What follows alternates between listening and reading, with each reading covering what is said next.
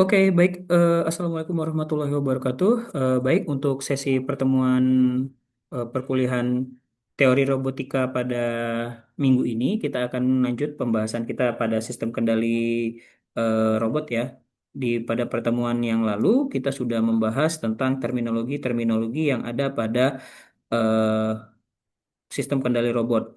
Nah, dalam sistem kendali robot, kita sudah mengetahui bahwa robot itu berinteraksi dengan lingkungannya itu melalui aktuator-aktuator terdiri dari motor dan roda. Nah, untuk merancang algoritma navigasi dan kendali, kita memerlukan suatu pemodelan matematis dari robot tersebut. Nah, pemodelan ini dibagi mendua cabang utama. Yang pertama adalah kinematika dan yang kedua adalah dinamika. Nah, kali ini kita akan membahas tentang model kinematika dan dinamika pada robot beroda. Oke, kita lanjutkan ya. Nah, jadi pertama kita bahas dulu tentang model kinematika. Jadi model kinematika itu bertujuan untuk kecepatan, menentukan kecepatan pada global frame atau dunia nyata berdasarkan kecepatan sudut dan kecepatan sudut dari masing-masing roda. Nah, seperti yang kita ketahui robot beroda, pada robot beroda itu terdiri dari dua bagian ya. Untuk penggeraknya itu yang pertama itu ada motor kanan dan juga motor kiri. Sebentar saya share screen terlebih dahulu. Oke, di sini. Nah, ini adalah model robot beroda kita. Ya, jadi mobil robot beroda pada umumnya itu digerakkan melalui kecepatan dari motor di sisi kanan dan kecepatan di motor di sebelah kiri. Sehingga ada beberapa parameter yang perlu kita perhatikan dalam membuat model kinematika. Yang pertama itu adalah R atau jari-jari roda. Yang kedua ada L atau jarak antara titik tengah roda dan roda kiri dan kanan. Kemudian ada omega R. Omega R itu adalah kecepatan sudut roda kanan dan omega L adalah kecepatan sudut roda kiri. Nah, eh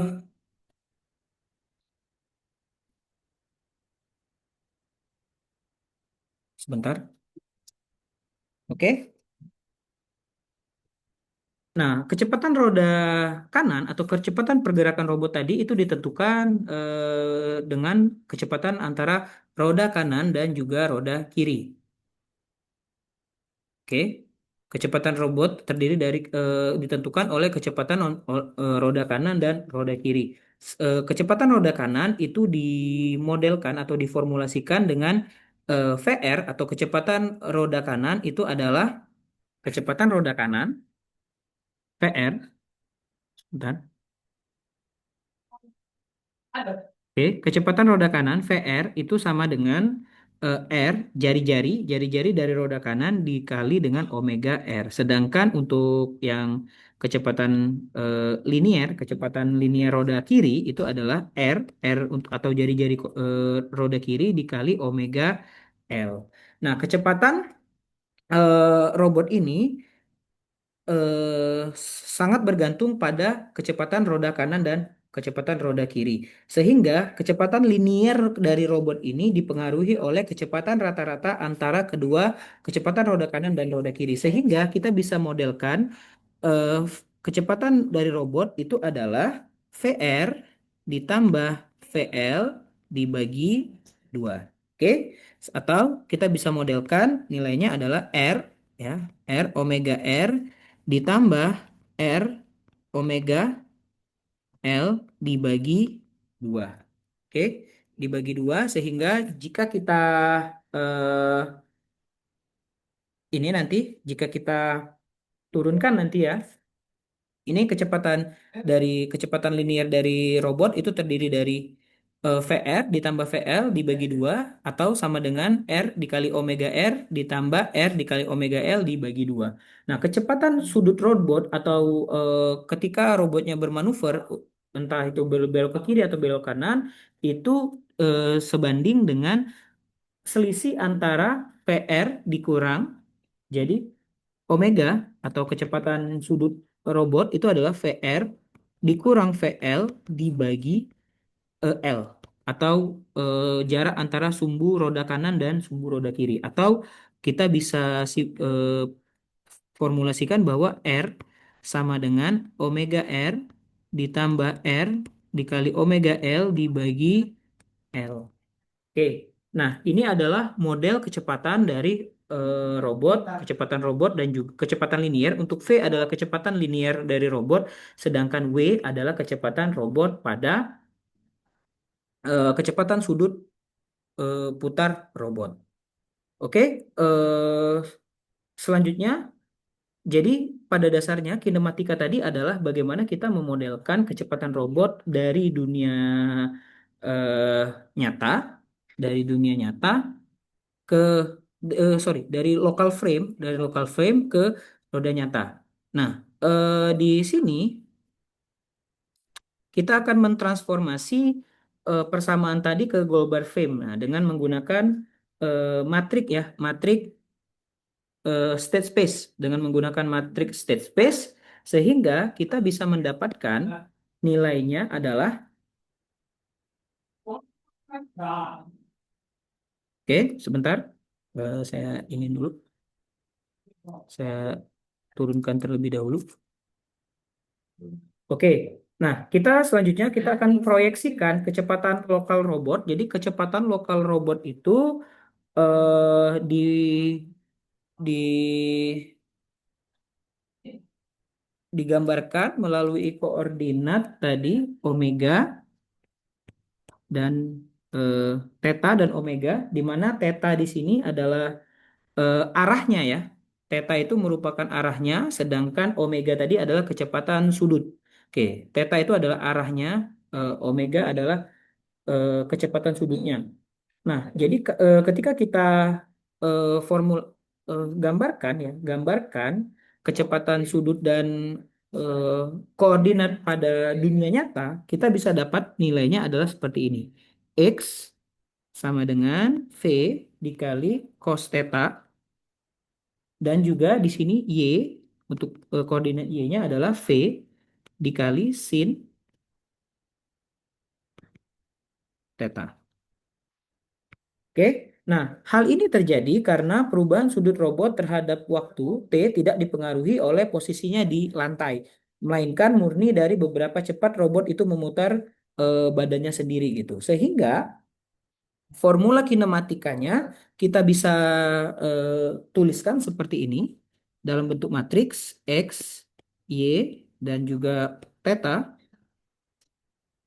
Ini sama dengan cos theta dikali nol eh, sin theta dikali nol, dan juga di sini adalah nol bagi satu kali satu, ini matrik ini dikali dengan V dan omega.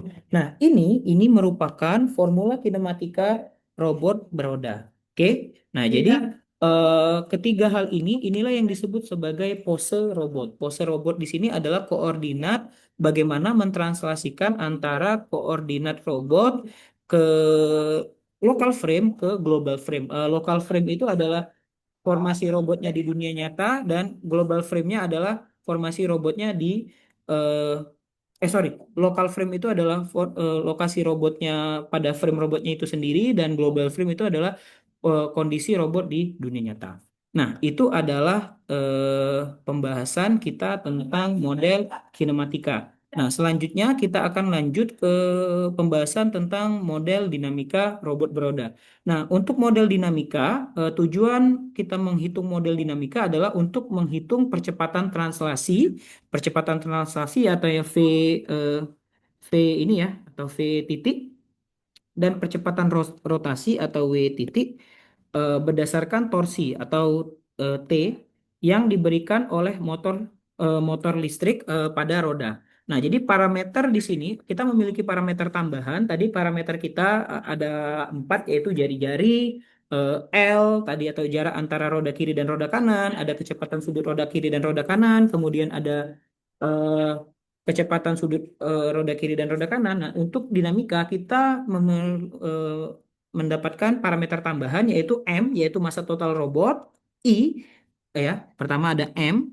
M ini adalah massa total robot ya, massa total robot. Kemudian ada I ini adalah momen inersianya, momen inersia momen inersia dari robot tersebut. Kemudian ada TR ini merupakan torsi roda kanan, torsi roda kanan,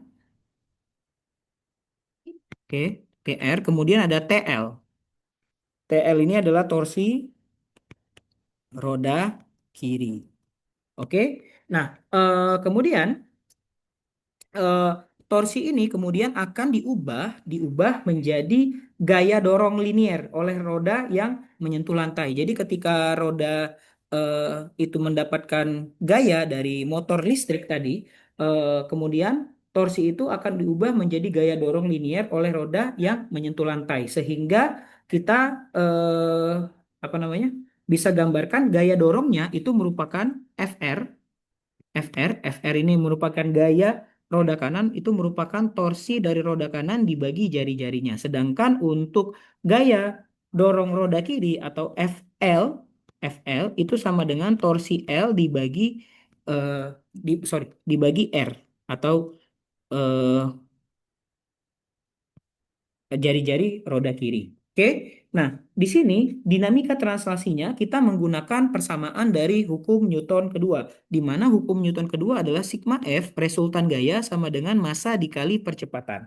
Nah, jadi di sini kita bisa gambarkan berarti gaya robot beroda tadi bisa maju ke depan ataupun mundur ke belakang itu karena gaya dorong dari kedua rodanya. Sehingga resultan gayanya sigma F-nya adalah penjumlahan dari FR ditambah FL sama dengan M dikali A.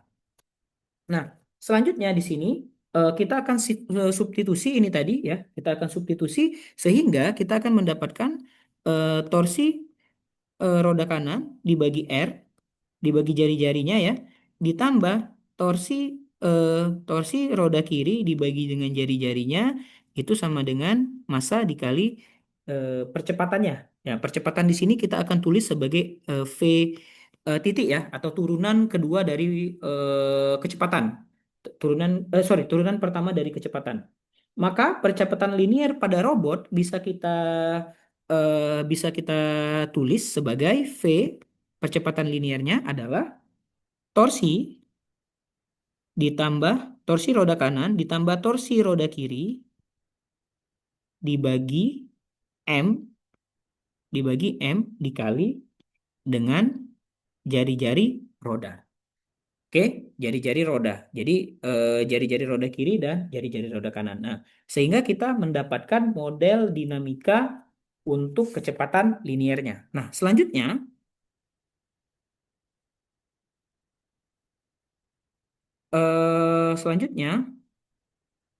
kita akan lanjut bahas materi tentang